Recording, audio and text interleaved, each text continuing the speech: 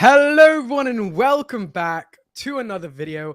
Not even video, I always do this, guys. Another live stream on my channel. So today we're going to be doing something very unique. We're going to be looking at how to make $1 million, yes, 1 million at least, in the next bull run. We have a few different categories that we're going to go through. For example, if you are trading with $100,000 all the way down to $1,000. So guys, if that sounds interesting, make sure you drop a like on this live stream.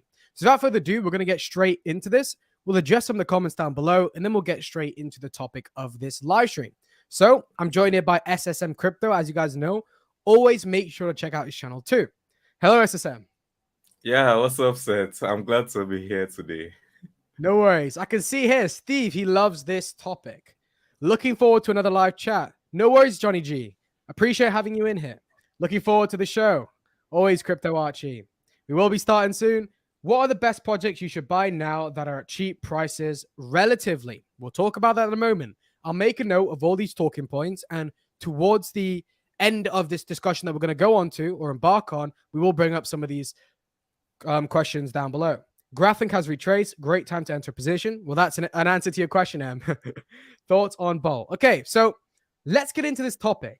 I've created a document right here. Make $1 million.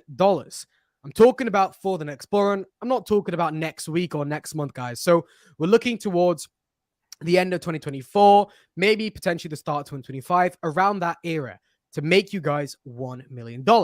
So as you guys can see here, we have three main categories. $100,000, because I know some of you guys are dealing with $100,000, $10,000, and $1,000, and the respective X's needed to make $1 million. So why don't we start off easy? Why don't we start off simply with $100,000? How we're going to go about this is I'm going to give my perspective. I'm going to say my general talking points of what I believe is the easiest way to go about this. And then SSM is going to give his opinions on the same topic too. So again, guys, if that sounds interesting, make sure you subscribe to my channel and also drop a like on this live stream. So without further ado, let's just get right in. SSM, since you're the guest, why don't you give me your thoughts on this first project? With $100,000, Yeah. if you're going to make $1 million, what would you do? Okay, so if I have $100,000, it means I don't want to be taking too many risks with low caps. I might consider some mid caps, but I'll be heavy into the high caps because with $100,000, you are definitely going to move the market a lot. In fact, a crazy amount if you are going to be investing in low cap crypto projects. So 10x $100,000. You have to be far more responsible with it. I mean, it's a lot of money. It's life-changing money for so many people, and you wouldn't want to be, gambling with that kind of money. You wouldn't want to be taking high risk with low caps or even meme coins in the mid cap category. So $100,000, 10x. I mean, getting the $100,000, kudos to you because that's really the hardest part of it. But making 10x in the crypto space, especially for the next bull run, is dead easy with $100,000. I mean, there are great high caps that can easily 5x your money, in my opinion, that can easily 6x your money. So it just depends. The first thing you want to do is find a good narrative and go into that aspect. And you also have to be very patient because, like I said, you want to be in the high caps in this kind of category. You don't want to be in too many low caps, or you don't want to be too much into the mid caps. So a project like Algorand, for example, for the next bull run, to me, that's an easy 5x. Projects like Quant, that's already completes the challenge in my opinion. So you can invest into other high cap gems like H bar. You can invest in Gala. You can invest in so many other good projects. There was one I covered recently, a mid cap gem, XDC network. So that's a mid cap, but mid caps are not as should I say safe as the high caps. So yeah, so it's just all about being more responsible, avoiding low caps. It's not like there aren't low cap gems, but you shouldn't have the need. So the real question now is, if you have $100,000, try not to be so obsessed with trading, because the richest traders in the world today, because of the high amount of money they are trading with, they don't need to make trades every day. They can just make like 3 good trades in a year. I mean, if I have $1 million and I get 10% profit on it, I have 100K. So I don't need to make too many trades. I don't need to be checking the chart. So you have to be incredibly patient if you have $100,000 that you want to turn to $1 million. What that means is get a life outside crypto. Keep mining fiat, enjoy yourself, spend time with your family. And then when there's a major dip and you see everybody talking about, the dip has to be so good that your life outside crypto begins to enter it. And you'll be like, oh, everyone's talking about Bitcoin crash again. It's a good time to DCA, buy some Bitcoin, buy some Algorand, and yeah, that would be my strategy if I had $100,000 lying around Okay, somewhere. so I'm going to address some of the points you made. I think one of the most important ones you did say is you don't want to over diversify into many different low cap gems, because once you have $100,000, you don't have to go too degen, too risky to make $1 million. First of all, I do want to say it's entirely possible with 100K that you can make way more than $1 million. What I would say, guys, is if you're looking to make $1 million of 100K, so a 10x your money, don't necessarily invest into Bitcoin and Ethereum. They are guaranteed, 5x's and 10x respectively. However, what I would say is don't look for projects that will 10x. Look for projects that will 20x, 30x, 40x. Then you have that level of safety there. For example, Quant. Most people are suggesting Quant is going to do way more than a 10x. And because of that fact, you can then be that person that invests into Quant and just takes your profits out of that 10x. So look for projects to do that. So I think the main consensus of this $100,000, we're not going to spend too much time on it because it's kind of self-explanatory, would be to invest into high cap gems that have 10x plus potential. So look for Quant, Algorand, HBAR, ISO compliant tokens. So SSM, simple question, requires a simple answer. 2 projects, if you're looking for an easy 10x, would you invest into? Quant and HBAR. Quant and HBAR. No, yeah. I agree with you. Both great picks. I don't think you can go wrong. What I would add in here, a small project I would add into this list in terms of this high cap for that easy 10x is Matic, to stay away from those ISO compliant tokens, a project which will still perform very well. So that is it for the 100K portfolio, guys. I know a lot of you guys may not be in this category, so we're going to be going more degen from this current point. The next category is where it really does get interesting, guys, because this is where the real money is made. Most people fall in this category, around $10,000 to around, $20,000. I would say most people fall in that category. So this is the most important part of this portfolio, arguably, guys. So if we're looking to make $1 million from 10K, we are looking for 100x. This is what you guys need to understand. You can't look for exactly 100x potential projects because you guys can't time the market. You will never be able to exactly time if a project has reached its peak. So we need to look for projects which can comfortably 100x plus without being too overbought. For example, I'm talking about low cap gems, which are low in market cap, very low in market cap. So if they did 100x, they would be so low in market cap that it's entirely possible we could see it go on a further rally. So a project that I'm suggesting that may not actually fall into this criteria is actually projects like Morpheus Network. Morpheus Network is a great gem. However, the market cap's around $70 million in market cap. If it did 100x on this current point, we would be looking at about $7 billion in market cap. It's unlikely we're going to see it at $14 billion or $20 billion in market cap. Therefore, I wouldn't say necessarily that a project like Morpheus Network would be the most comfortable one to have in this section. So what would be a great portfolio specifically for $10,000 to 100x? So from my perspective, we need a balance of extremely good high caps and very degen low caps. So what I mean by that is we're going to risk getting a good amount of gains with a little bit of high caps. For example, Quant or HBOT or Algorand, which could arguably 60x plus your money. A lot of people do believe that. We're going to take the risk at the off chance that it could do that. But then we're going to stockpile that same portfolio with a bunch of really degen low cap gems that are so low market cap that if they did 200x or 300x, they'd only be sitting at about $200 or $300 million of market cap. So the key point from this is degen, low in market cap, under $4 million of market cap, under $3 million of market cap. Anything above that point, I would say, is too high in market cap that it could only 100x. And because of that, you'll never be able to time the market to be able to sell at that exact point. So, SSM, based off of what I just said, what projects would you say could comfortably over 100x your money? Yeah, I agree with all what you said, and for 100x projects, one of my personal favorites is all of these developer focused projects, that I made a video that allow adoption, that simplify Web3. Morpheus Labs is among them. Then there's also XP Network and several other projects. Surprisingly, I think there might be a couple of gaming projects among them, like Altura.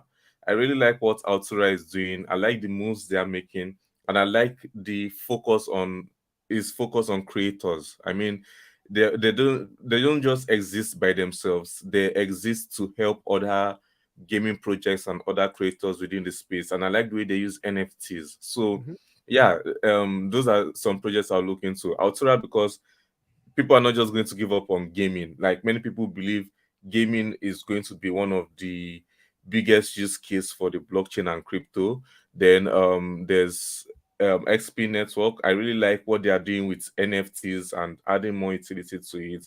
Then and this thing, what was yeah, MITx. I also like that because of the developer focus aspect of it. So yeah, there are several others. This is an area that I think we can start, like you said, we can start dabbling into the low caps. In fact, we have to start, just make sure they have solid fundamentals, and get in early on them and then hold on strong to it. Then another thing I'll add to that is, especially because you want to hold for the long term, you really need a good exit strategy for this.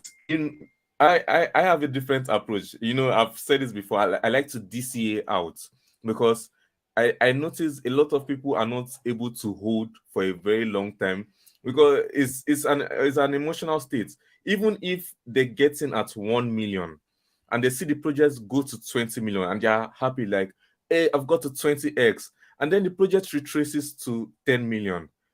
There's something in people that would make them so frustrated, and they'll be like, damn it, I can't believe I had a 20x and now I'm on a 10x. I mean, you're still on a 10x. That's what many people are hoping for, but it's just human nature. So I always like to DCA out, in that I'll just get my emotional play in check, and get my initial investment out, and then just completely forget about it. So I think that way I can spread across far more low caps, because once it goes up and I take some my initial investment and profits, I can have like 10 degen plays for the next bull run. So that's just another strategy that I like to share with my patrons. Yeah, very good. DCing out is equally as important as DCing in. I completely agree with what you're saying. So, the reason I highlighted these three coins, guys, is because there is a key component, what's the right word to use? Commonality between these three gems. And I think it's intrinsically important for this $10,000 100x portfolio. And I'm going to talk about it now because it's a little bit different to the 1,000x portfolio. And the key commonality between these three gems is actually long-term potential. They have a real use case that would assist the blockchain. Morpheus Labs in terms of Web3 development, helping institutions develop Web3 apps. Altura in terms of transitioning Web2 projects to Web3 gaming projects. XP Network in terms of the cross-transaction of NFTs across several different blockchains. These three projects have long-term potential. I can see these projects existing 5-10 years down the line. And because of that, I am comfortable knowing, even though these projects aren't under $1 million of market cap, I'm fine because I know that these projects could definitely do 100x plus. A lot of these other low cap gems, it's a little bit iffy. We're not too sure if they're going to do 100x. It might be able to do 100x. However, I'm confident in these projects long term. I understand these projects have utility long term. That I understand that I think 100x is not too asinine. I think 100x is very, very achievable for these gems.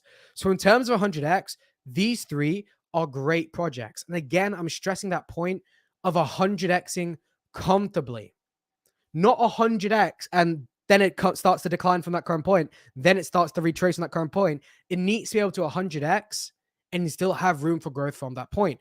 And I think these three projects do that quite well. These are SSM picks. What I would add to this list, guys, is Nakamoto Games, personally from my side, and one more project, Dimitra.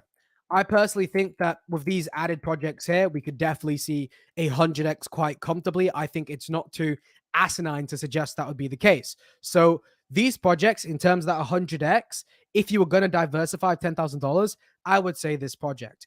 I'm going to address a comment down below because it's very important. $10,000 spread across how many coins? So the way I'm structuring this portfolio, guys, is if we're allocating $10,000 to make $1 million, what projects would I be comfortable in allocating towards that goal? And these are the ones that are going to be allocating towards that goal. So with that $10,000, you could equally diversify if you would like between all these different projects.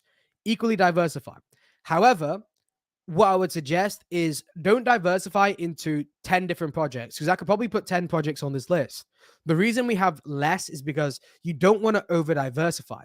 It's entirely possible that we're going to see all these projects at 100x plus. However, what I would suggest is you take a gamble on some of your favorite projects. For example, if I had that $10,000, I would diversify that $10,000 into about 4 different projects. That's personally what I would do.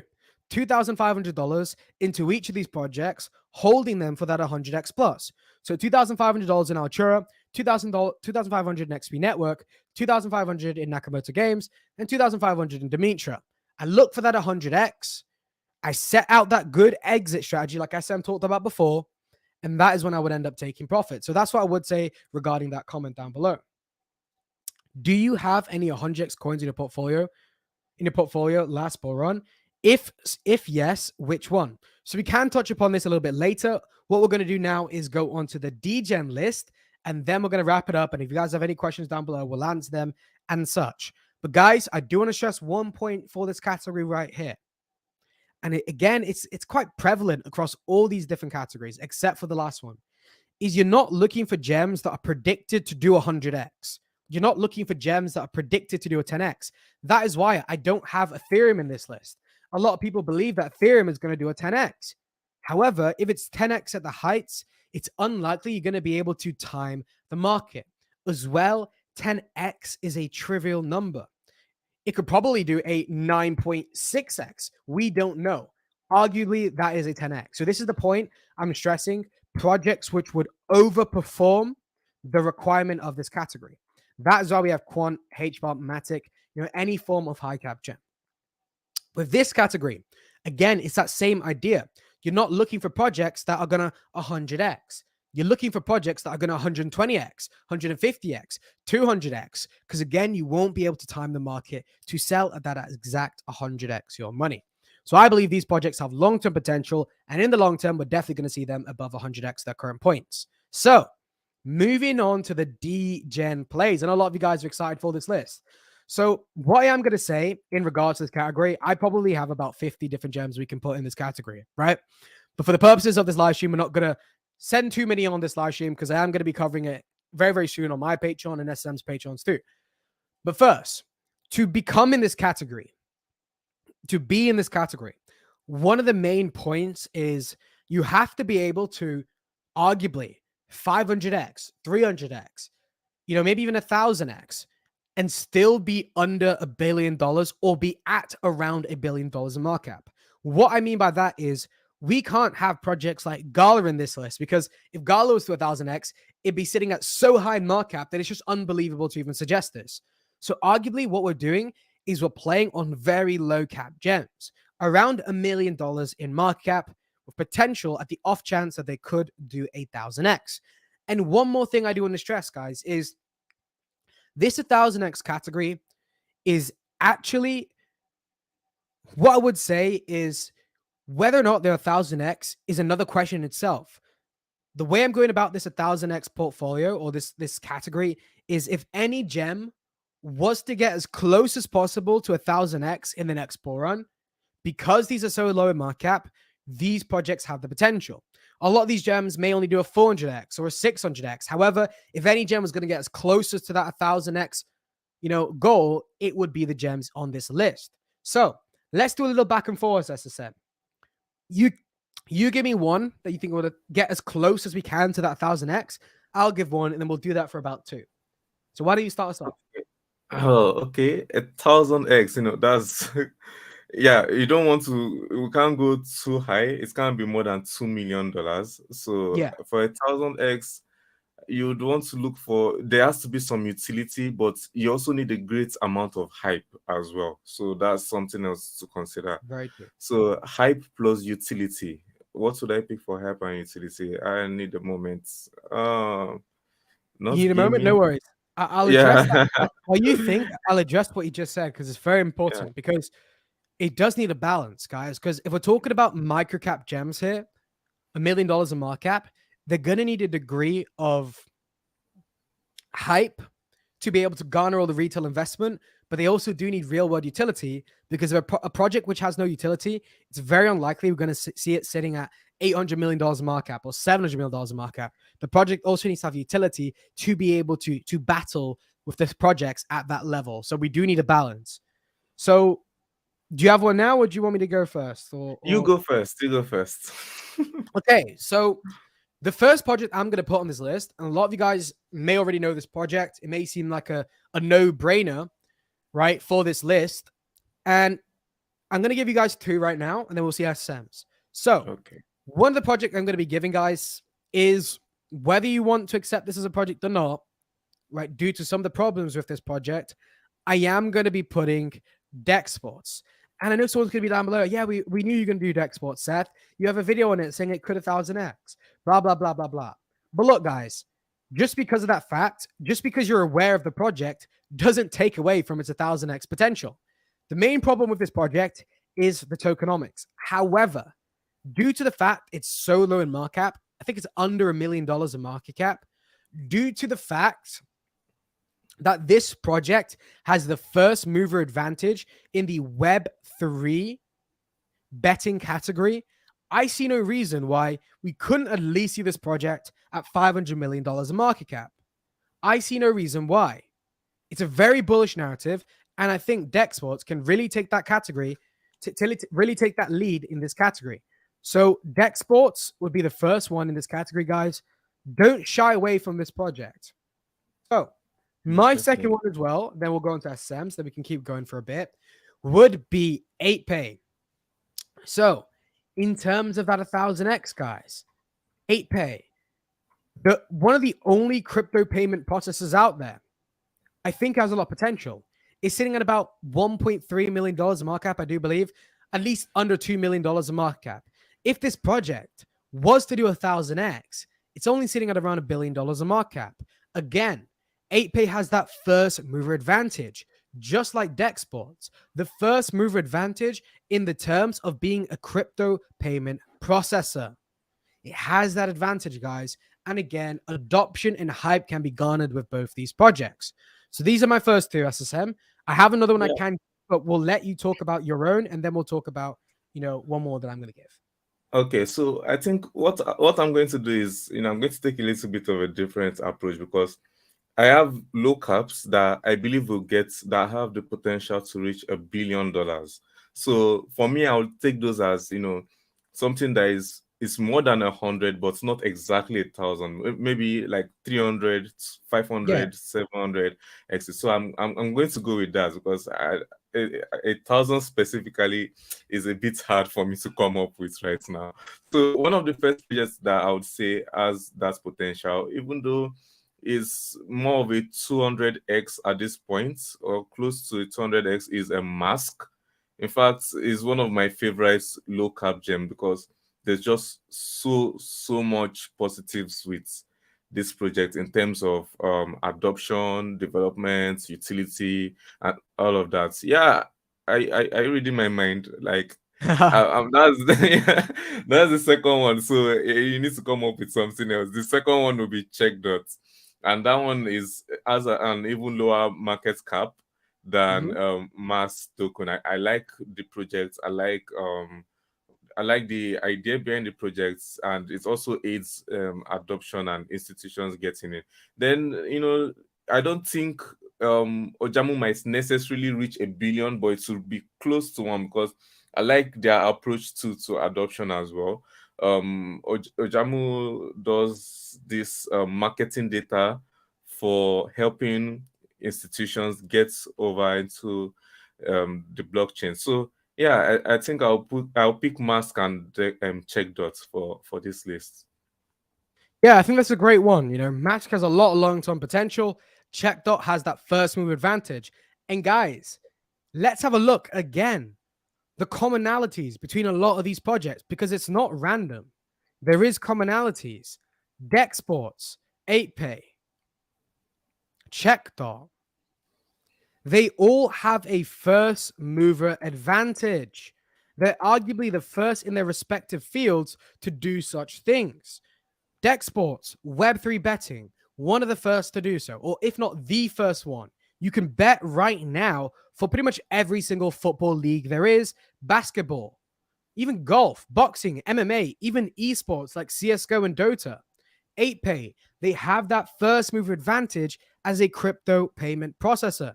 There isn't many out there in the crypto space right now, and 8pay is one of the few ones that have variable and fixed variable recurring payment systems. Checkdot, one of the few decentralized insurance projects which isn't actually about health insurance or car insurance. It's about insurance for your crypto assets. And they have a working product right now. So that commonality between them is the first mover advantage, yet they're low in market cap. So I did chuck on to the end of this right here, Labs. And the reason I chucked on Labs, guys, is because even though this project, right, even though this project doesn't have a clear goal what they aim to do, the StayNext idea is very, very ambitious, and it's very unlikely that they're going to be able to do so, in terms of adoption of the masses. But what I do want to say is this project is not shy of garnering hype. This project is very good at garnering hype. And as you guys know, hype takes projects very far in crypto. Yeah. And because of its low market cap, we're probably going to see this project go parabolic in the next bull run.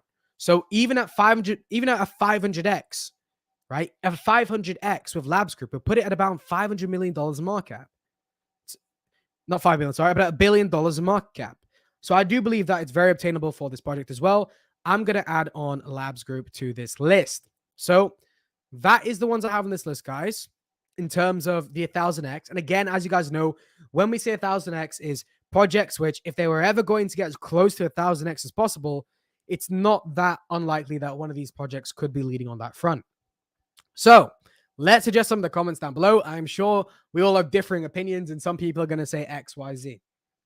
Why is 8pay profile on CoinMarketCap called Pietro? That's someone's name. It looks like a amateurized due to the fact that they don't take time to update their profile. So what I would say to that is the lack of updates on CoinMarketCap, I wouldn't say is related to the projects. It's very hard to get in contact with CoinMarketCap to change anything on their website. It's so hard to do. There is even high caps and mid caps, which aren't even updated on CoinMarketCap. I don't think it's a reflection of how well the project is. So that's what I would say regarding that. So guys, let's quickly summarize and go through all the main points from this list. And then you know what? We'll address some of the comments down below. So to reiterate, we have 3 different categories: 10x, 100x, and 1000x. The 10x, it's all about looking for projects that would comfortably do over a 10x, maybe a 20x, or a 30x. So then we can sell at that comfortable level of a 10x. Projects that could arguably do so, Quant, HBAR, Matic, even some mid caps. You could argue, XDC, CeeLo. What I would say is this top category right here, this one above right here, is mostly high caps and mid caps. Mostly high caps and mid caps. And you could argue you can get away with most high caps and mid caps, but not Bitcoin, and not Ethereum, because Ethereum is looking to do a 10x, right? And you can't time the market. You won't be able to cash out at that exact 10x. So not Bitcoin and Ethereum. Next category is the 100x category. So in this 100x category, we're looking for projects with long-term potential that could easily do more than 100x. So they're not looking to 100x. We're potentially looking for these projects to do 150x, 200x, which again gives you time to sell these projects. But because we're dealing with $10,000, which is a lot of money, we're looking for projects with long-term potential. There are so many degen plays, guys, that we could put into this 100x list. We could put RPG. We can put FabWelt. They're projects which we'll probably see do 100x. We could put 8pay. We could put Mass. But the problem is, because we're dealing with a lot of capital here, $10,000, we're looking for projects which are reliable, which have long-term potential, and won't just 100x and then disappear next week. So that is one of the main criteria for the $10,000 to 100x category. So in the last category, we're looking for gems that could up to 1,000x. Again, they could have 500x, they could 600x. Chasing that 1,000x is very hard to do. It's unlikely to know exactly what project's going to 1,000x. However, if any project was going to do a 300, a 400, a 500, or maybe even a 600x, I think it's probably going to be one of these projects down here. So that is what this list is about. Again, for this microcap gem list here, the 1,000x, we could chuck on other projects like FabWelt, and we could chuck on a few other degen plays. However, we're not going to tell you guys all the projects here today because that would be unfair to the patrons. Yeah, and I like to add something to that, if that's okay, like real quick. Is that okay? Yeah. Yeah. Okay. So the $1,000, I know a lot of people are very interested in that category, and you'll be surprised how easy it is to make $1 million from $1,000 without necessarily going for 1,000x play. And that's this image right here. I created this image, and I wanted to share it with you guys and with my patrons, but sure, why not for the live stream, for tuning in. So instead, you don't have to make 1,000x play with $1 million to get $1 million.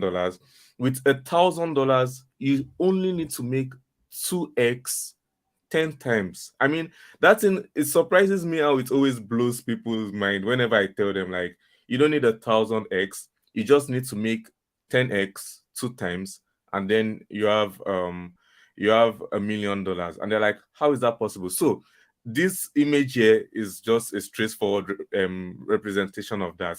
If you take $1,000 and you find a good 2x play, you have $2,000. You take $2,000, next have another 2x, 4,000, then 8,000, then 16,000, and you see you're scaling up to $1 million. And the best thing about this image is, as you're increasing your profits, as you're increasing your gains, you can then move on to the list that Seth made just now. I mean, now you have $8,000. You don't need 1,000x play anymore. You just need another good 2x. So you don't necessarily have to invest into low caps. You don't need to necessarily invest into degens, sorry. So you can find another good low cap that will comfortably give you a 2x. When people are looking for 8x, you can just get a good 2x. So that's why I really love this chart, and it's one of my favorite strategies. If you guys have been on my channel, if you guys watch my video, you would know I started in crypto with just $100, and I've been lucky to make several tens of thousands from that. So with just $100, I was able to scale up, and you can do that too. You don't have to find 1,000x play. You don't have to gamble. You don't have to do degen, because the best trades you make are not forced trades. They are not excessive trades. The best trades you make are intelligent trades. You don't need to, make a trade every Saturday. You don't need to make a trade every Monday. All you need to do is time, when there's a proper opportunity, just get in, get your good profit. So, I used to call myself a little bit, you have to hold to, there's so many, the strategies are just so much. If you want to know all of that, be sure to check out our patrons. We go in depth into all of these things. But yeah, this is just another approach you can take if you don't want to invest in just one project and look for 1,000x. Very true, guys. So I think the main benefit of this chart is just insight. You need to understand that there's multiple ways in order to make $1 million. There is not one clear set way. If you guys would like to know the Seth way, I'll tell you right now. So the Seth approved way, which is the best way, because I'm going to give you guys the best strategy. And it actually is, when you have that $1,000, what you do is you actually look for that 10x. Look, I know 10x doesn't come every single day. You look for that 10x, and once you've 10x that $1,000, instead of selling it and looking for another 10x, another 2x, sorry, you then move into categories. So look, the most reliable category in this video is obviously the top one. But this second category right here, I don't think, obviously it's risky because the whole of crypto is risky, but I don't think that these projects won't perform very, very well. I think they're going to perform very, very well. So what I mean by that is, if you have $1,000, for example, let's say you're on the Patreon, you would have gotten to Demetra all the way down here. All the way on the heights of Demetra, it went to about $11 million market cap, which means you would have 11x your money. So if you put $1,000 in, you'd have $11,000. You could have sold if you like to. I don't care what you guys do with your money. You could have sold, right? And with that $10,000, instead of now being in this category, which is very degen, you could now be in this category.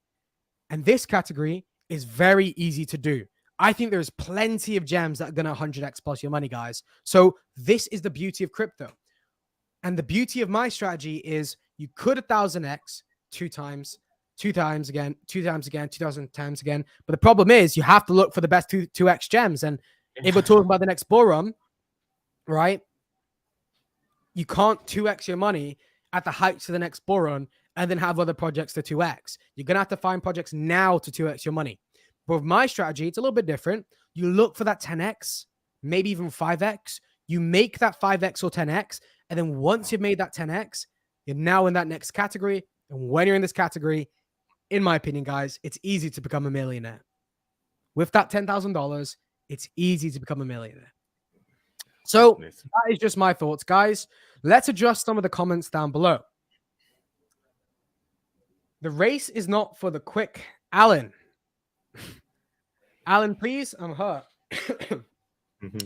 Seth, could you put that chart in the Patreon page? No worry, my brother. We'll put the chart in the Patreon page. I'll put it in right now for you, my friend. So let me just drop that in there. Yeah, so there are several comments that I would also like to address, but I think, because we are talking about crypto, why don't we just talk a little bit about the dip? I got a lot of messages, what's causing the dip this morning? The first thing that came to my mind was the Mt. Gox release. I mean, a lot of people are speculating that once those people get recouped, what's the word for it? Once they get their pay, that there's going to be selling. Then there's also the Shanghai upgrade on March, with these rumors of an ETH whale planning to sell millions. So, it's just normal volatility in the crypto markets. We see that a lot. But I also received an interesting, is it article or a nice read as to the real reason for the dip, and it has something to do with USA and Silvergate Bank. So yeah, I think they are cutting off crypto payments. The same thing with Coinbase suspending payments to Silverbase, and the SEC saying again that it's unsafe. So Silvergate is what I read that ended up being the main reason why there's a dip, and Coinbase no longer paying out to that bank. So yeah, so many things that could have caused this, but I think it's going to be within that region. Yeah, I think that's a great and important point to make so people understand. But what I would take away from that piece of knowledge, guys, is you need to invest not emotionally. I know I cover this a lot on my channel, and you guys are probably tired of me saying, stop being emotional, be a stoic. But it is very, very important in crypto. For example, you know, when you were first got into crypto, when you were new to crypto, when your friend got you into crypto, however you got into crypto, you were checking the charts every 5 seconds. You're like, oh my God, it's up 5%, it's down 5%. Oh my God, it's down 5%, it's up 20%.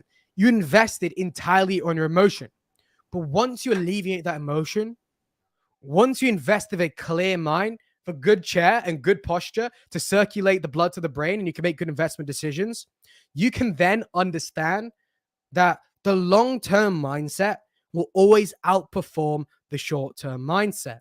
The people that are thinking about making 100x or 10x tomorrow or next week, inevitably, they're always going to invest emotionally.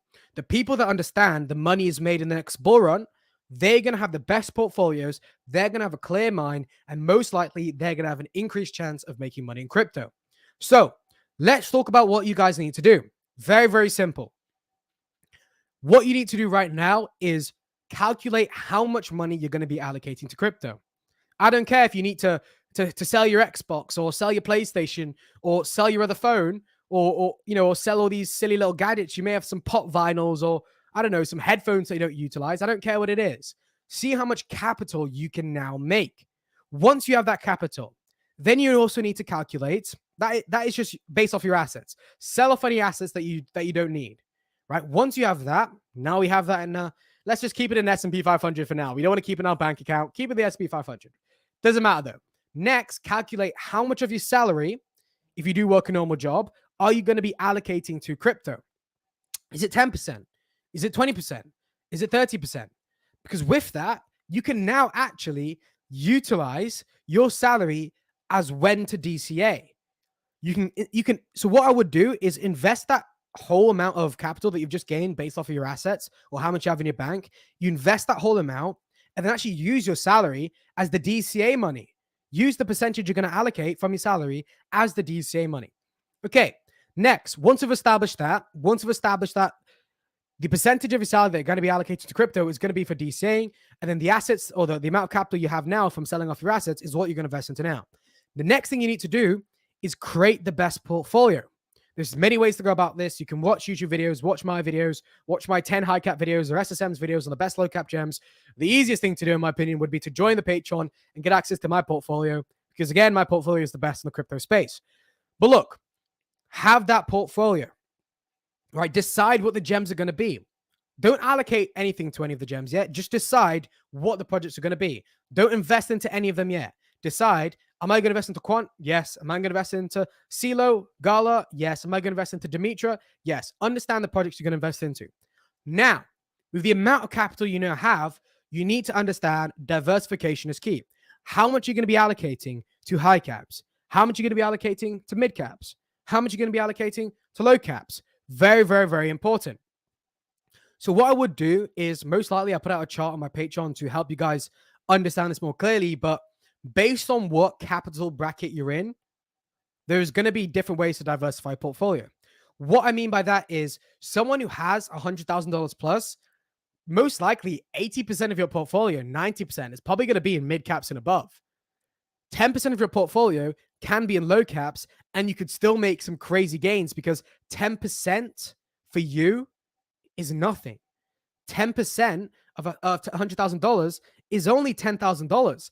If you put $10,000 into low cap gems, you could be a millionaire. So that's what we need to understand here. Based off of the amount of capital you have, you're in different categories. Based off of those categories, there are certain ways to allocate funds into your portfolio. For example, if you're in the lowest category of them all, you're going to have a more equal portfolio. You may actually have only 30% in high caps, 30% in mid caps. Then you may actually have 40% in low cap gems because you have less capital. Therefore, you need those high risk plays in order to make more money. So you need to establish what bracket you're in to be able to understand how you need to diversify a portfolio. That is the next important thing. Once you've done that, once you've understood this, now it's time to invest. Now what I would do is, obviously not financial advice, take that capital, Take that capital from selling your car, selling your dog, selling your PlayStation, whatever it is, selling your anime porn and all that stuff, right? Once you've made that capital, I would now personally invest it into those projects that you decided, right? Now that's out of the way. What I would say is, yes, it's good to always look for the best entry opportunities as possible. It's good to not invest in a project that's up 10x. However, at the end of the day, guys, Bitcoin is sitting at 23K. We're in a bear market. It's always going to be a good time to invest into projects. Once you've done that, the next thing would be to do is allocate based off of that salary. Because remember, we're using the salary as the DCA money. Based off that salary, you now understand which projects you're going to be investing into. Am I going to use, with that 100% of capital from your salary that you're going to be allocating, am I using 70% of that for high caps? Or actually, am I going to put that all into mid caps or low cap gems?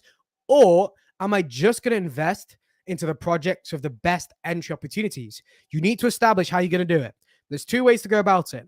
One way would be, I'm always going to allocate 60% into high caps and 40% into low caps. The second strategy would be, I'm just going to invest into projects with the best entry opportunity. If I see a high cap that has the best entry opportunity, I'm investing into that. If I see a low cap with the best entry opportunity, I'm investing into that. These are two different ways you can go about it. But that is essentially what you guys need to do. But now I'm bringing on crypto SSM because SSM is going to tell you now the most important thing. I've just told you how to get it all set up and all started. I've just told you everything you need to do right now. However, it doesn't matter if you did everything I just said, because without a great exit strategy, your entry strategy is useless. You could make 100K in crypto, but if you can't sell that 100K and it goes to zero because you were waiting with the project for very, very long, then you're going to lose all your money. So SSM, why don't you talk about the best exit strategy? Yeah, definitely. Should I share the image I made? Can we share that, or if you want to share it, we can. If you want to keep it a Patreon exclusive, you can. Just let me know, and I'll. Okay, let me just quickly describe it, like, so that you have a general idea. So, I mean, if you were in the live earlier, you'd understand the need for getting the emotional factor out of your trading, and it allows you to hold the projects for much longer, because the best gains you make them if you aren't checking the charts every single second, if you aren't checking the charts every day. I mean, you'll be so close to selling a great project, and then you start to kick yourself, after you see the project continues to go up. I've literally seen people that sell a project, and once they see it's going up, they are like, oh man, I messed up, and then they buy back in, and then it goes down and they are scared and they sell. So we are very emotional. It's normal. And try the best trades. The best traders are not emotional because they're investing in the fundamentals, and they know that, okay, this project by itself, it will generate demand and people will get into the project. And the more people discover the projects, the more the value rises. So fundamentals out of the way, set us cover that. I mean, find good projects, invest into them, but how to stay invested in them, that's to DCA out. As much as you DCA in, you DCA out. And to DCA out, you need targets. I mean, if I invest in Bitcoin today, my targets can be, let's say, $150,000, right? That's when I want to take huge profit. That's when I want to sell like 80% of my bags. But it doesn't make sense for Bitcoin to invest in Bitcoin at 20K, and then you see it go up to 60K and you're still doing nothing. I mean, it's really important for you to be able to take some profits along the way. So that's why I say you DCA out. And one of the ways you can do it is in between your final targets, you should have targets in between, extra targets in between, where you take certain percentages. So major moves are when you want to, whenever the market makes a major move, you would also like to make a move as well. You don't want to just keep staring at your portfolio when there's a major move. And by that, I mean, when there's a major dip, you would like to maybe DCA in. If you're DCAing $100, maybe for that major dip, you like to DCA $200 to lower your overall average. And if there's a major move up, you might like to take maybe 10%. So I have my numbers at certain points. It can be a slow and steady growth where it moves organically, but it can also be, a major move up. So once you see that it goes up quickly, You can just decide, okay, yeah, this is a good move to the upside. It might be time for me to take like 20%. So once you take certain percentages, I mean, if a project does 5x and you take 10%, $1,000, you invested $1,000, it does a 5x, is $5,000, and you take 10%, you already have half of your initial investment, and you still have a lot more to ride. So, there are numbers to this. Everybody has their own personal situations. Some people are looking for $10,000 to greatly improve their lives, while others need $1,000,000 to solve their problems. So it all depends on you, and that's the point of our Patreon. I was surprised some people met me and they're like, "Oh, I need to turn $1,000, into $20,000." And then I had another person in my Patreon meet me and said, "I have $20,000." I'm like, this dude is in a situation where the other dude wants to be. So how he would approach his challenge will be drastically different from the first person. So this thing is very subjective. It's not a one size fits all kind of situation, and that's why we offer our expertise. Should I say expertise? I think that's a little bit too cocky. We No, we expertise is offer fair. our experience to all of this portfolio review and things like that. So yeah, that's just it. Have a strategy, make a good plan, and then stick to it. It's very important to stick to it. Diamond hands are important. I'm not selling. It's all well and good, but at some point, yeah, I will sell. And I'm not selling. If it dips, I'm still going to DC. At the same time, you also have exit strategy. I mean, oh man, this project isn't as good as I thought. It's down 40%. It's time for me to cut my losses and then move on to another great one. So there are a lot of things to think about when in the crypto space in terms of exit and entry strategies. So yeah, I think you make some great points there, guys. And what people need to understand is, firstly, it really doesn't matter how good your entry strategy is if you don't have a good exit strategy. Someone who's dealing with less money or even a worse entry strategy, if they had a better exit strategy than you, they could probably end up making more money than you. So you need to understand it's very, very important. Most of you will probably leave this video and not even think about it. However, the few of you that do and try and create and employ an exit strategy, I'm sure you're going to be in a better position tomorrow and in the next bull run. And for those of you guys that don't want to put the effort in yourself, you want to have our guidance, you want us to teach you, you want us to educate you, you want to know the best points or what we're going to do, that is why the Patreon exists. Think about it this way, guys. We have many services at the Patreon, but one of the main ones is essentially copy trading. You can basically just copy us if you want to. You can essentially just copy every single thing we do. We allow that to be the case. So for those of you that just want to follow us, our experience and expertise, then by all means, you can. Just check out the Patreon. So I think there's two main ways of going about this. Incrementally taking profits, very, very important to do. But it depends on the point in which you're going to do so.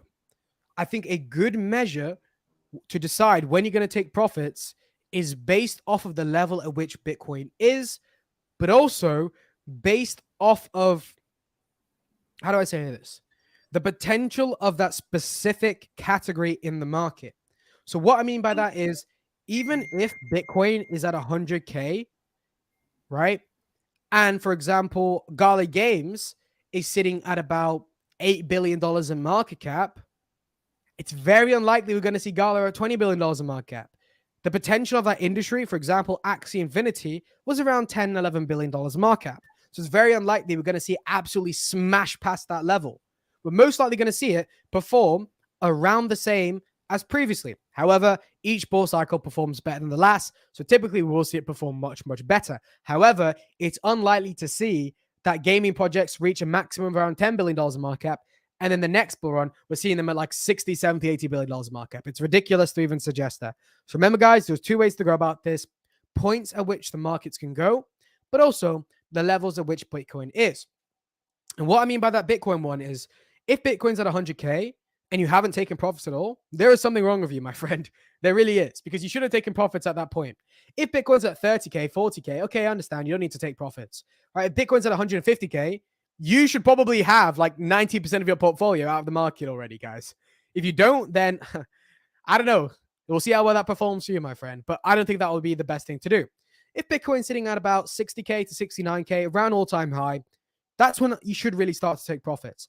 I don't really suggest, unless with a few low cap gems, but in terms of high cap gems, I don't really suggest taking profits or that much profits before all-time high of Bitcoin. I don't think it's that good of an idea to do because high caps and mid caps are more closely tied to Bitcoin. And if Bitcoin's only at all-time high and you're taking profits, then I think it's ludicrous. So that's my thoughts, guys. Take that with a grain of salt. Do your own research. If you don't want to do your own research, check out my Patreon or SSM's Patreon. Both the links of those Patreons are in the descriptions of this live stream, guys. So make sure you check it out. So do you have anything you want to talk about, SSM? Should we go into the comments now? If anyone has anything they want to address in the comment section, should we do that? Or do you have anything you want to talk about? No, let's look at the comments. There's some interesting comments here. Seth, I'll be real. You're a dork, my guy. But we love you. No worries, my friend. You know, I'm the least dorky one here. Maybe SSM is.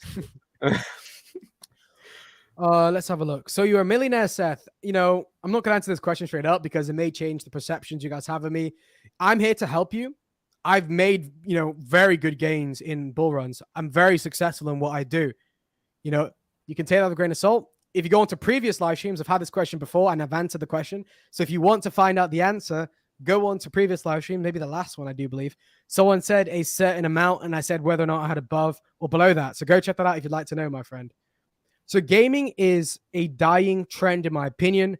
I think the main narrative for the next bull run is AI for sure. So why don't we talk about narratives? Yeah, that's an interesting point. 2023. Do you agree with that? Kind of. I agree with the first part. I agree with gaming as a dying trend, in my opinion. I completely and utterly agree with that. I definitely believe that. But the next part is AI for sure is the main narrative. The key word there is main. I don't necessarily believe that AI will be the main narrative. However, I do believe it will be a very, very bullish narrative. But let's break this down a little bit further. So, in my opinion, the narrative for 2023 is regulation. I think that's you can dispute that as much as you want, but I think the narrative for this year most likely is regulation. People may say AI, but AI was short-lived. We saw a quick pump, but then most of the projects have reverted back, except for the high caps like Ajax. And because only the high caps are still performing well, I wouldn't call that a narrative. So regulation, in my opinion, is going to be the narrative. And what I mean by that is projects which comply to regulation, projects which are made because of regulation, projects in the ecosystem of larger projects that meet regulation, ISO compliant tokens, and much, much more. In terms of the next bull run, do you have any thoughts on that, Sam? No, yeah, go on. Okay, so in terms of the next bull run, right? In terms of the next bull run, what I would say is we're probably going to see, this may sound very vague and ambiguous, and you may not like this answer, but we're probably going to see utility perform well. That may not be the answer you want. It's very broad. Like, what do you even mean by utility? But by that, what I mean is we're not going to see gaming projects, NFT projects, metaverse projects perform that well. We're going to see decentralized storage. We're going to see, maybe even decentralized real estate. We're going to see projects which have some form of real world utility. But in my opinion, the key word here is that can be adopted soon. And what I mean by that is decentralized storage. It's very easy for us to, adopt decentralized storage now. ISO compliant projects, very easy for adoption of the blockchain. Projects which allow for seamless adoption of the blockchain that do have real world utility, I think are going to perform well. So one that fits in that category, but I don't think will perform well, is actually decentralized real estate. I think we're going to see it perform very well, but I don't think it's going to perform as well as decentralized storage and a few other decentralized industries, just because decentralized real estate is more in the future. Decentralized real estate is more like 10 years down the line. It's not in a couple of years down the line. So that's my thoughts. What are your thoughts, SSM? Yeah, definitely. I agree with you. There are some things that are way ahead of their time. And, even though the blockchain, we can see how it's advantageous for it to be on the blockchain. We can see how great it is with cryptocurrencies. The world might not just be ready for it yet. Take for example NFT technology. This is one of the most painful aspects of crypto for me, because I know NFTs are so much more than what they are being used for today.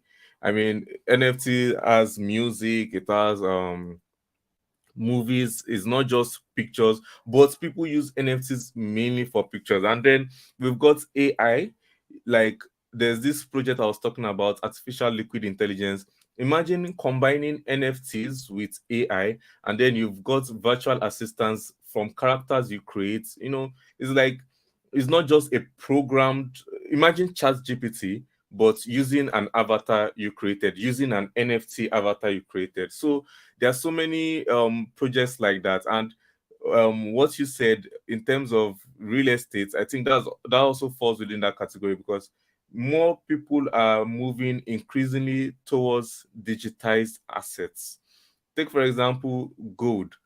I want to buy gold, and I'm buying it from an American company. I'm not going to have them mail it over to me, but I'll receive a receipt, saying I own this amount of gold and is valued at this price. So the same thing, I think we are moving a lot into that aspect. People are digitizing physical assets, and it's only a matter of time before we see real estate and other things like that, ownership being proven on the blog, with digital, in digital format. And what's better way to prove ownership than on the blockchain, than with NFTs, than with cryptocurrencies? So even though we might be too early for it in terms of adoption, the point is getting in early on great things like this. And I definitely see projects like that, like Labs Group. I would admit I've not gone too deep into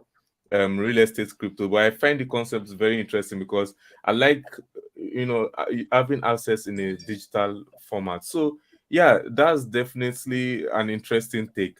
But one thing I would like to challenge you on is Yeah. the gaming trend Hmm. and metaverse. I mean, I guess where you're coming from. I was also there. I've been saying this for a very long time. Like, we don't need gaming, and you know, there are many other better things we can do with crypto and the blockchain. But how I feel, the market doesn't care about it. The market doesn't give a damn.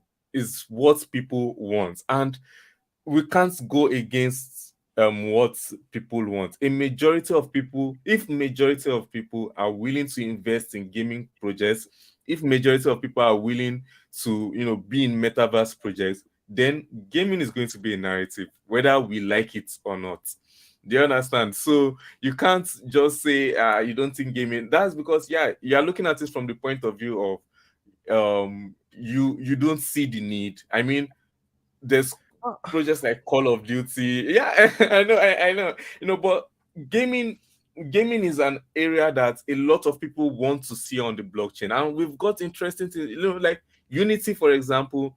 They have this partnership with Altura now, so that demand is there. Even though it might not be the best on the blockchain, the demand is there, and if the demand is there, if that's what the people want, then Yeah. it's going to be a narrative. That's Well, the point. Like, SFM, yeah, I'll yeah, give you go on. from this perspective, right? Firstly, what do we mean by narrative? I would say a narrative is when projects within a certain category, regardless of their utility, regardless of if they're good or not, perform well because it's a bullish narrative. People are aping into that category because they personally believe that category has potential. Can we agree on that? Is that what we kind of Yeah, like say yeah, what narrative is? Okay, so yeah. in terms of that, gaming, right? People are always going to be bullish on gaming. That's always going to be the case. And because of that fact, arguably, gaming will always be a bullish narrative. It's not going to not be a bullish narrative. However, something can be a bullish narrative, but compared to the other narratives out there, it's nowhere near as bullish. For example, there is things in life which are good, right? And there's things in life which are really, really good, but they're still both good. They're still in that positive category. For example, if I gave you, one Bitcoin right now, you may be really, really happy. But if I gave you, 0.001 Bitcoin, that's still good, but you're not going to be as happy. So it's the same concept.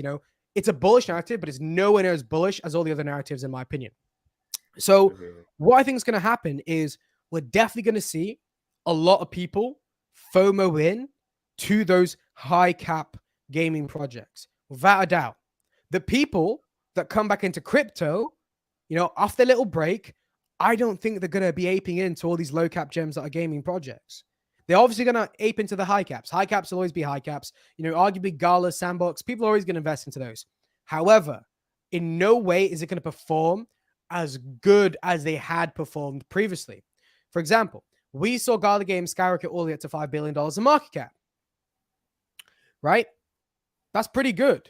We saw Axie Infinity skyrocket up to $10 billion in market cap or $11 billion in market cap.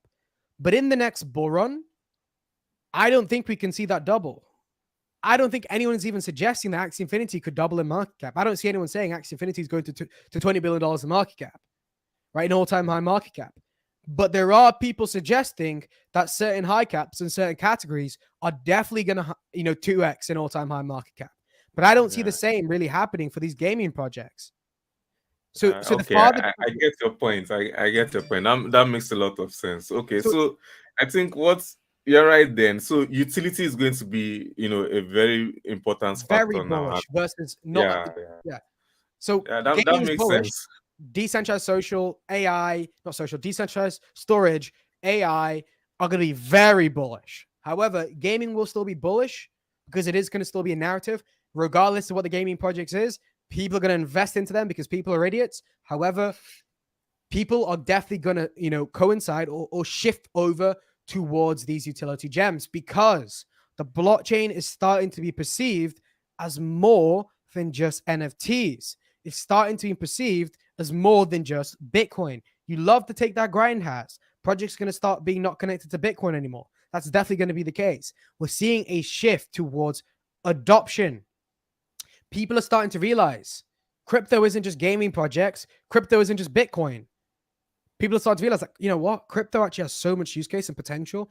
Why don't we invest into some of them? And a lot of these projects, especially in decentralized storage or decentralized social media, they actually cater to retail investors. Retail investors can actually get something from these. They can have a decentralized means of storage. There is benefit. So I definitely think we're going to see a lot of these real world utility projects have a very, very, very bullish narrative, at least from my perspective. Yeah, definitely. I agree with you. I agree with you. Yeah, that's a good way to view it. I mean, even though there's going to be people investing in gaming, it might not just be as high as other gaming projects. And I also like to touch on that point that you made regarding um, regulatory compliance crypto projects, and I'm in complete agreement with you there.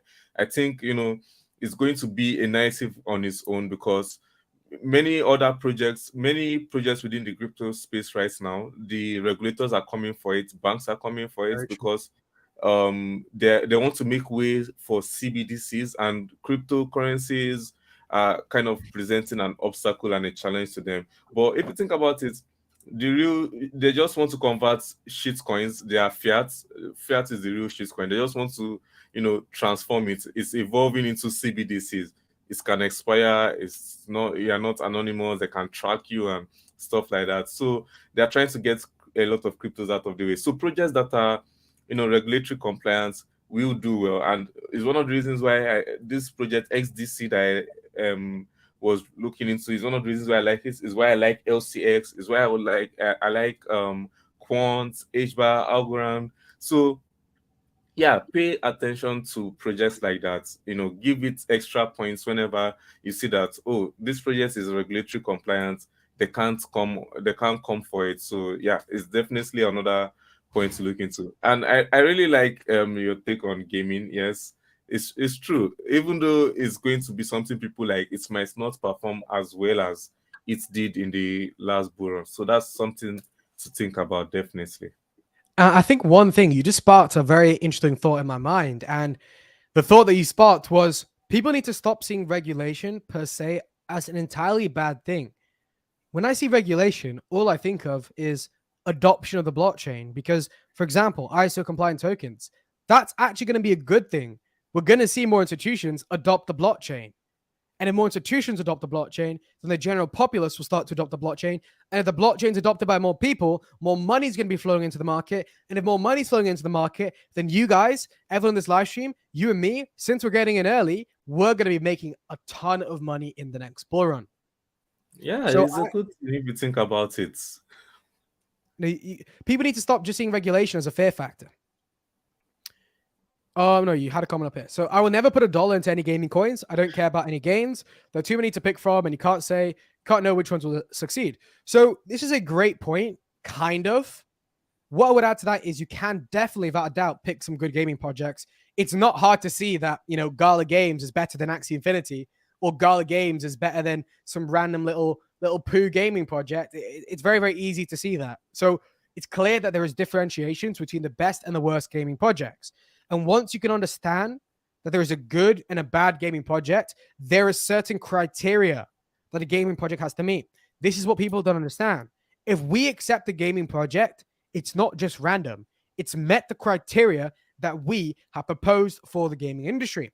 For example, long-term potential in the terms of being adopted by gamers. If you don't see some random project actually being played by gamers, then I'm not going to back it because, again, I see crypto as more than just a means of investment. So that is what we need to understand, guys. There's more to every single project. Gaming projects have utility in their own right.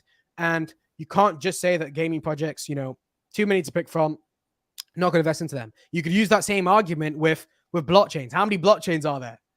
There are so many different layer 1 blockchains now. There's tons. There's probably, hundreds and hundreds of different layer 1 blockchains. You're not going to invest into any layer 1s merely because of that. I understand that there's a degree of risk behind gaming projects, but what a lot of people don't understand is a lot of poo coins hide themselves within utility by labeling themselves as a DeFi project, as a layer 1 project, when in reality, they're just poo coins. So I think SSM, you're going to be bullish on this one too. Quantum computing is going to blow up people, and people need to understand, what it is first, because it's going to be needed after AI and his danger for our PCs. Very, very, very true. People need to understand quantum computing is a threat. I talk about this all the time, guys. And for example, quantum computing compared to a supercomputer is around 130 to 160 million times faster. Take that in for a second. Not to a regular computer, not to your phone, right? Not to your computer you're watching this on right now. To a supercomputer, it's 160 million times faster. Yes. So what you need to understand is, first of all, quantum computing will be a threat. The second thing we need to understand is who's going to have quantum computers. A lot of you guys may say, yeah, but only the rich, only the scientists. No, that's not the case. IBM are developing commercial quantum processors. So what that means is quantum processors, quantum computing, or the technology behind quantum computing will end up in the hands of the general populace, in the hands of you and me. And if that happens, be sure people are going to do bad of it. So protect yourself. SM, talk about some quantum computing projects. Yeah, Caspar, we need quantum resistance blockchains. And I think this is another great narrative, even though it's not as common. But the point about this narrative is getting in early. I mean, the people who made the best gains from AI were the ones who were paying attention to, that sector before it blew up. So quantum computing, I like projects that are on the blockchain, not just for the sake of it. A project shouldn't exist just for the sake of it. I mean, there are many crypto projects out there. There are many blockchain projects out there, and they are doing what they set out to do, but it's just not necessary. But for the but for quantum computing, there's a real need for it to be on the blockchain, and I believe this is a narrative that we have to start paying attention to, dealing with user information, dealing with a lot of personal data, dealing with security and the likes. So projects that are doing this right now, you want to start paying attention to them. It's not when everyone is talking about it. It's not when everyone on their grammar is creating a quantum. I wonder what people will be slapping onto the name of their projects then.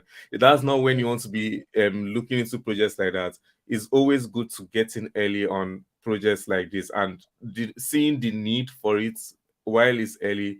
That's what I see with quantum computing. So Casper is the only one I can think of right now, because I'm thinking with quantum processing, even though I might get hits for it, is it possible that people hack Bitcoin? Stuff like that. So you want to see this is very something interesting, SSM, because I was having a discussion with Archie, right? And I was talking about this, and quantum computing is very, very fast. But what people need to understand is, what do we actually mean by hacking Bitcoin? What do we mean by hacking on the blockchain? What does that specifically mean? Because it's very, very, easy to say, because people think about Bitcoin and all these different projects as kind of like a system that you can attack. But that's not really what it is. Because it's decentralized on the blockchain, that is not how the project works. So there really isn't something you can per se hack. It's very, very complicated. So what I would say could be the problem is, for example, if your seed phrase, right now it's pretty much impossible to decode what that seed phrase would be. However, with quantum computing, due to the speeds, due to the fact that it is very, very, very fast, I think we're going to see some problems.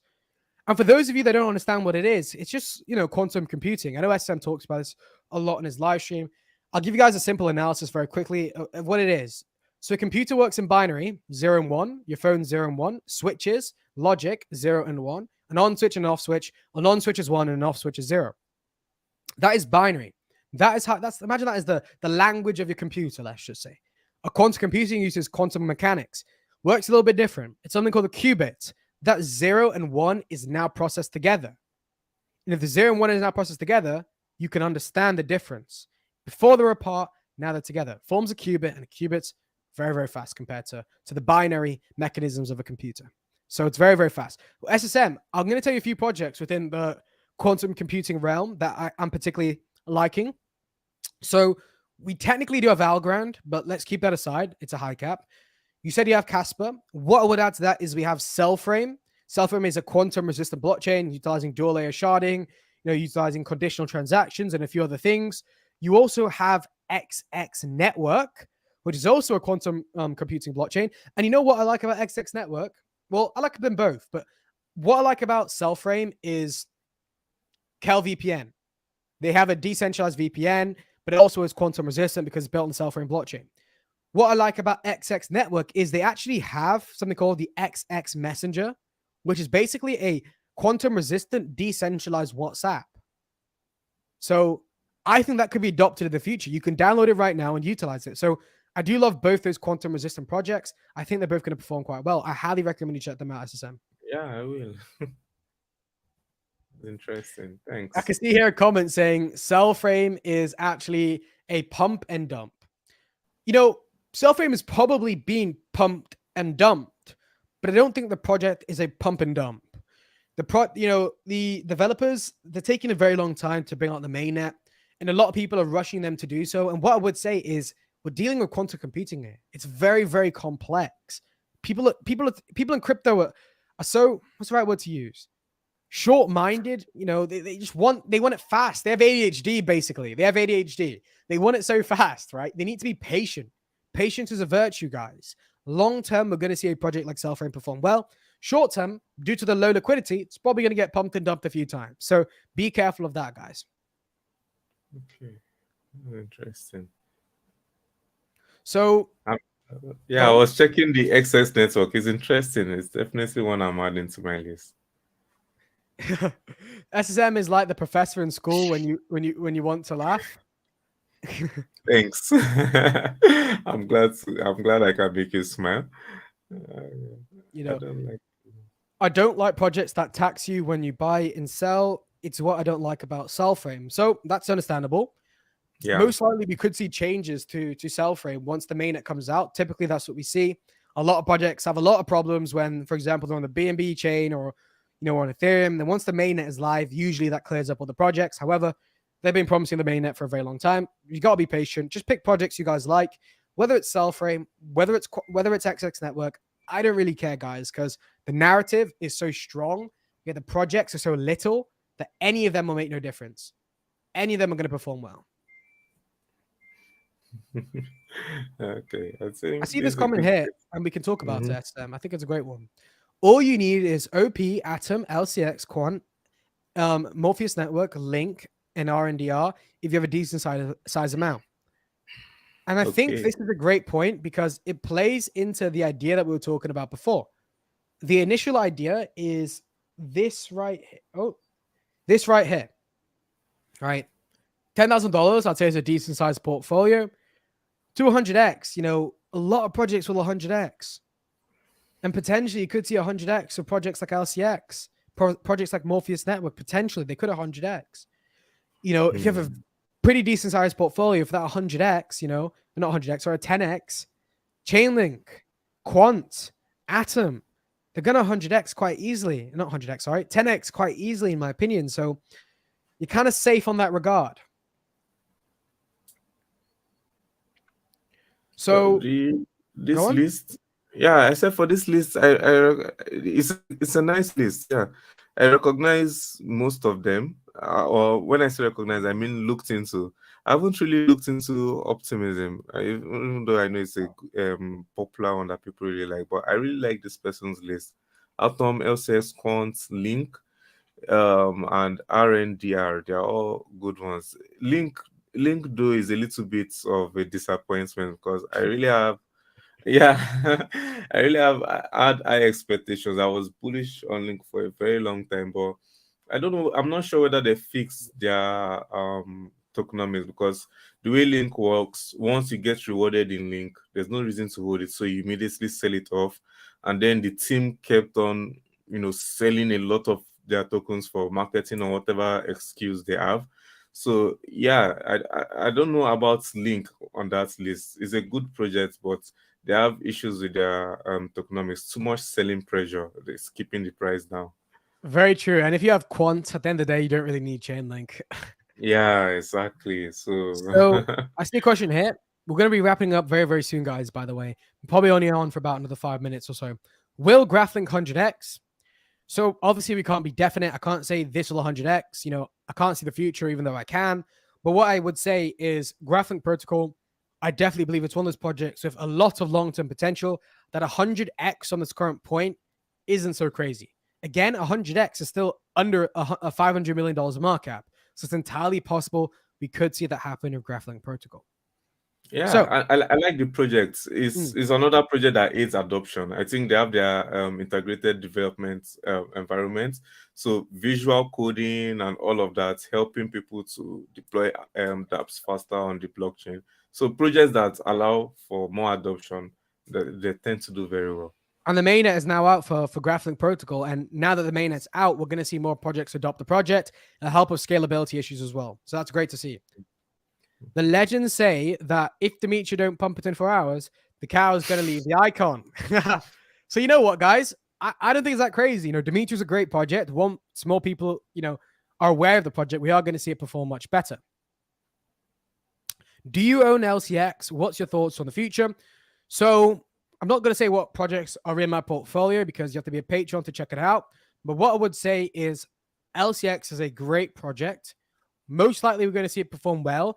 It has that first move advantage in terms of regulated exchange. Therefore, most likely we're going to see it do pretty well in the next bull run. That's my thoughts. What about you, Hassan?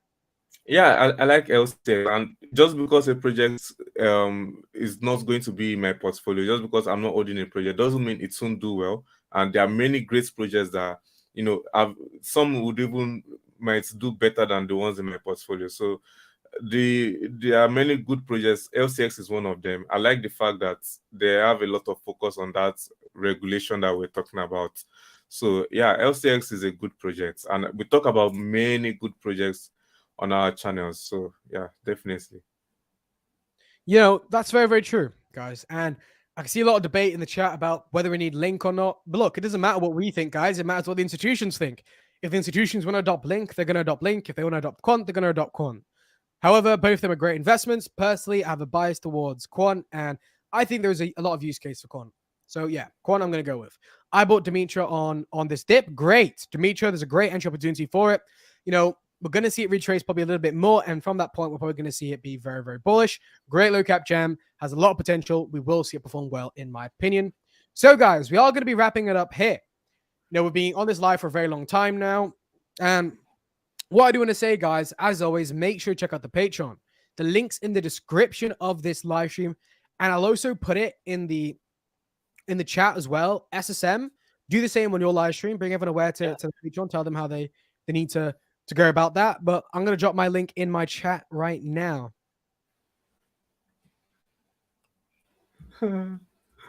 Yeah, guys, there's many benefits. I'm not even going to talk about it that much because it speaks for itself at this point, guys. You know, People are in the Patreon because they know it has value. If you don't want to get in the Patreon, then don't get in the value. You don't get in the Patreon. I don't mind. However, if you guys want value, make sure you check out the Patreon. Smash that like, everyone. Exactly, my friend Carlos. He's a good man. He knows. Seth, are you not saying anything about Reef Chain? So currently I have no opinions on the project. If you tune into the next live stream, my brother, if you're the first comment about Reef Chain, I'll check it out. So that's what I will say, because we are going to be wrapping it up here, guys. Thank you, my brother. Have you ever looked into Box or BAB before UK approved? I have not looked into that, my brother, so I have no comments on that. You guys both have a ton of success in your future. Thank you, my brother, and I'm sure you will too. I'll probably see you in Dubai. I'm going to be moving out very, very soon. In about 2 weeks now, I think I'll be permanently a resident in Dubai, so I'll see you guys there if any of you guys live there, so it would be great to see you guys. And look, guys, if you guys have a solid portfolio, obviously mine's the best, but if you garner a solid portfolio, as well as employ a great exit strategy, seriously, I can't stress the importance of an exit strategy enough, guys. Doesn't matter when you got in. If you don't get out at the right time, you could just lose money. So if you employ a good exit strategy, as well as having a great portfolio, I'm sure you guys are going to be very successful in the next point. And as we talked about on this live stream, it's not hard to make $1 million, guys. I know this as a fact. It's not hard at all. $10,000, easily make $1 million in the next exploring, guys. Very easy to do, in my opinion. So remember, guys, rewatch this live stream. Check it out multiple times. And yeah, I will be out. So you want to say goodbyes? Sam, you can say goodbyes.